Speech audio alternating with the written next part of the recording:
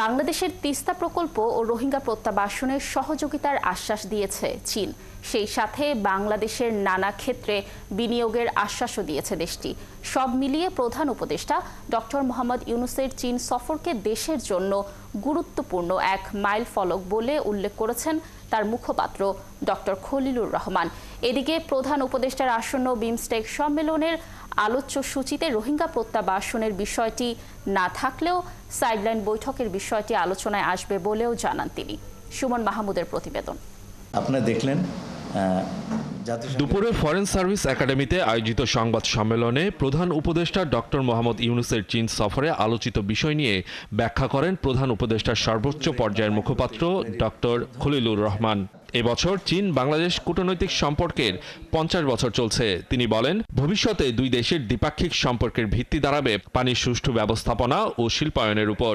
তাই প্রধান উপদেষ্টার সাথে চীনা নেতাদের বৈঠকে গুরুত্ব পেয়েছে যৌথ নদীগুলোর পানি ব্যবস্থাপনার বিষয়টি।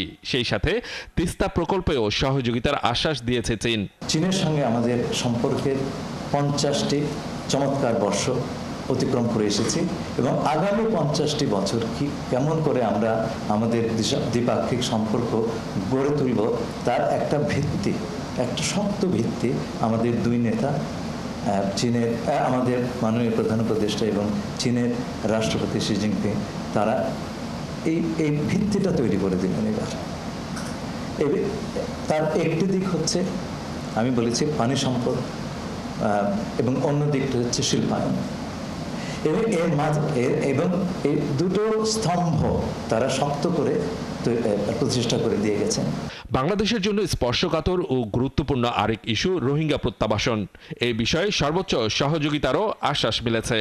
চীন সর্বোচ্চ পর্যায়ে এবার প্রত্যাবর্তনের ব্যাপারে তাদের সর্বাত্মক সহযোগিতার কথা বলেছেন। আগামীতে আমাদের একটা ইউএন কনফারেন্স হচ্ছে, আন্তর্জাতিক কনফারেন্স জাতিসংঘের সেপ্টেম্বর 30 তারিখে রোহিঙ্গা প্রসঙ্গে। আমরা এই বিষয়ে সকল পক্ষের সঙ্গে যোগাযোগ রাখছি। আমরা আশা করছি যে এই কনফারেন্সের আগে আমরা কিছু ভিজিবল বা দর্শনযোগ্য অগ্রগতি দেখব। ভবিষ্যতের বিশ্ব হবে প্রযুক্তি নির্ভর। শিল্পায়নে জায়গা করে নেবে নিত্য নতুন প্রযুক্তি। বাংলাদেশকে ম্যানুফ্যাকচারিং শিল্পের অন্যতম কেন্দ্র হিসেবে গড়ে তুলতে নানা খাতে বিনিয়োগের আগ্রহ দেখিয়েছে চীন। সুমন মাহমুদ, 71, ঢাকা।